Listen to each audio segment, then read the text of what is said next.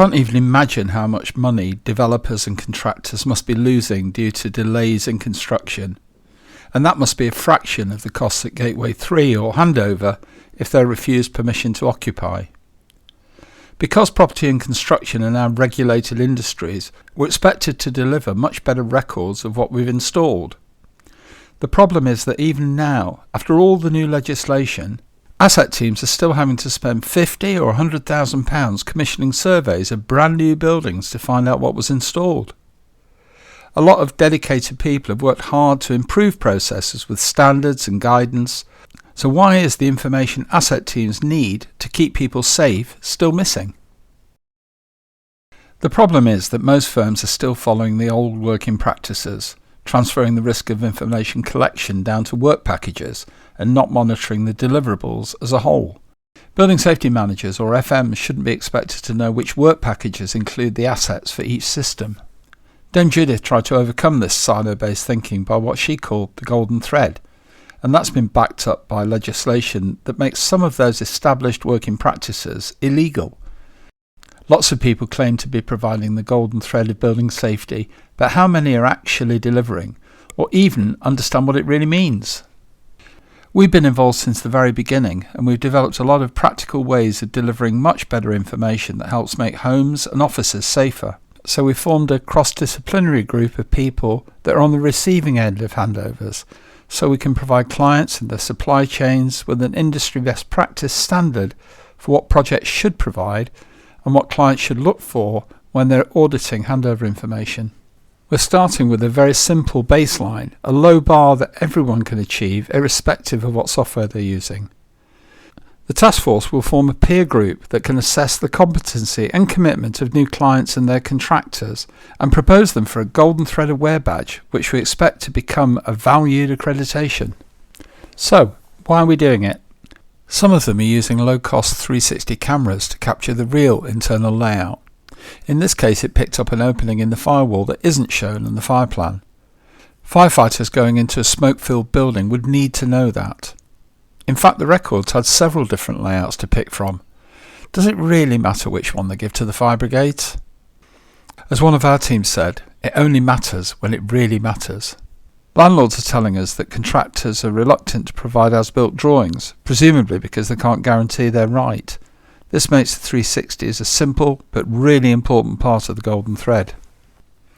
Building safety managers or asset surveyors can work remotely, walking down virtual corridors, tagging assets, fire doors, lifts, and here we've got an automatic opening vent. And we can also record that this one is controlled by an actuator. And as we spin around, we can tag the smoke detector.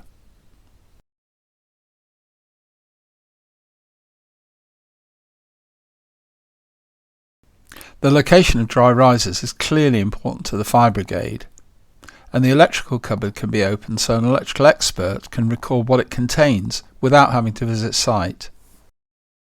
Findability is critical, so in this case the Golden Thread automatically connects the dry riser in this asset list to the view in the 360, making it so much easier to find.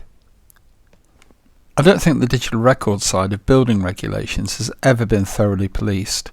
A lot of people saw it as red tape that they needed to get around, and then we saw the impact. BIM for Housing was asked to help define what asset information we need to prevent another disaster. We've run hundreds of workshops bringing together thousands of experts to agree what information is really needed to protect people. Joining the Golden Thread Taskforce is free, but you'll need to dedicate some time reading and understanding the publications we've produced, and also demonstrating to the peer group that you're competent. Experts on safety critical assets like fire alarms and smoke control worked in teams, often alongside competitors, to share their knowledge with clients and other disciplines, and the next generation. Over 100 experts and fire doors worked on this guidance for several months, and we're about to do the same for dampers, penetration seals and cavity barriers. Our goal was to ensure projects were creating the key information in a form that the regulators could easily verify. This helps avoid expensive delays at each gateway, which would delay construction, completion and occupation of the buildings, which would be financially catastrophic for everyone involved. So, what should we do? We call it the golden thread of information because we need to think of the whole building as a system that's made up of several interdependent systems, each of which is critical to overall safety. Each system includes individual assets that need inspecting, but that's not enough. Let's look at a scenario where a fire breaks out in a kitchen. What's protecting people from suffocating in smoke-filled corridors and stairs? The first system is compartmentation. The fire doors might be perfect, but if the penetration seals or dampers fail, people could die. The golden thread needs to connect all of the assets that form the compartment wall so it can be checked as a complete system. That's why the fire safety regulations require the location of each asset. If contractors fail to provide the location of all the penetration seals or dampers, we don't have a golden thread. No single system is infallible, so the other systems are installed to mitigate risks. And when there's an incident, they all need to work. So the golden thread needs to know where each of the key assets are located and what's connected to what. Buildings are complicated with lots of installers capturing lots of golden threads in models, drawings, Excel files and documents. In this case, the installer has added a QR code to the door, which can tie back to a spatial model that locates each door. In this case, the door has a dynamic connection to BIM data that shows what information is still missing. It's also connected to the manufacturer's product data, but the critical thing here is the relationship between the fire door, the fire wall, and the spaces they're both protecting. The golden thread has to run into operations. Inspections are likely to be done by different specialists using different software, so it's important they're recorded against the same unique asset to build a history. All of the inspection apps need to locate their pins on the same floor plan, or the golden thread's broken. That's why we need the locations of the asset types, along with the information about the products that were installed and who installed them. It's clearly set out in the legislation, but who's enforcing it? It's like imposing speed restrictions without speed cameras. Anyone involved in the industry knows there's some information will be missing at handover, but you only find out what's missing when you look for it. Clients and contractors are under huge pressure to get the certificate of completion so they can occupy the building. So what do you think happens? The regulators know this, so they wrote this into the legislation. The client has to confirm that they've checked all the fire critical asset information and they've got everything they need. And the contractor has to sign that their subbies have provided everything and that the client has provided them with that declaration. Now these declarations are statutory, so signing it without being able to demonstrate it's been properly checked would be a criminal offence. That risk of prosecution remains in place for years after handover. And if the building's sold, the buyer inherits the responsibility of the fire and emergency file, so they have to ensure it's complete. I suspect there's going to be some heavy drops in value of some of the buildings once investors realise this risk.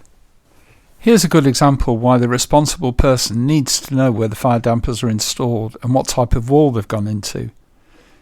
If there's a fire that causes this ductwork to collapse, the responsible person needs to know that it's designed to break away from the damper and not pull it out of the wall, letting smoke through. It's the same with fire stopping. We need to know where each penetration seal is installed so it can be inspected and replaced properly in the future. I guess it's helpful to know that the dampers are somewhere in the building, but I think you should at least be told which space they're in and ideally their XY coordinates. The information might be somewhere in the O&M, but if your kid's life depended on it, would you accept a contractor's assurance that it's in there somewhere? Or would you get them to show you? In my experience, most main contractors would struggle to find it in the O&M, so the client doesn't really stand a chance. To be clear, we're not saying that all O&Ms are bad. There's some very good providers, but something this important shouldn't be a lottery. We've invested weeks and months going through the 2,500 drawings and documents in this O&M, but different asset types are in different work packages, using different names, and the descriptions for floors and spaces weren't consistent. Assets should be grouped into systems because trying to piece that together afterwards is a nightmare. It's like being asked to do a jigsaw puzzle without being given the box lid. But the pressure's on everyone to get that completion certificate, and everybody knows that the regulator's unlikely to prosecute, and even if they do, the penalties are likely to be a fraction of the loss of rental income. So what do you think happens? In lots of buildings that are handed over, the FMs don't inspect and service the fire dampers because they don't know where they are. They sometimes maintain fire doors that aren't in fire compartments and miss the ones that are. It's not really their fault. The handover records should be simple and clear. Okay, we know we've got a problem, so how do we fix it? Despite our efforts to make everything digital and connected, most of the critical asset information is delivered in CAD files and documents that aren't connected, so no golden thread. It's a nightmare for clients to check and for their asset managers to keep up to date. We've developed a standardised process that everybody can follow, connect the assets and systems in an asset information model and identify what's missing. It's much better if the subcontractors get it right first time, so we're working to provide all the specialist contractors with much clearer specification of what they must produce, validate it, and use 360 photos to add anything that gets missed. The key is for the industry to agree the detail of what must be provided and for clients to audit their projects against that. By standardising that basic information for all buildings that need fire safety information, supply chains stand a much better chance of getting it right. So that's what we're doing. We're not asking anyone to use different software. Just use what they have to produce schedules, drawings and documents, but make sure they're referenced properly so that other people can find what they need easily. The fire and emergency file should tell us where the AOVs are and which ones have got actuators, which doors are fire doors, which have door closers or retainers, and which are connected to the fire alarm system. You shouldn't have to spend hours trawling through work packages to find what you need. By following a standard audit process, duty holders will be able to demonstrate they've taken reasonable steps to check that the Regulation 38 information was provided, and where something's missing, flag up the potential risk, prioritise it, and record a plan to backfill it later.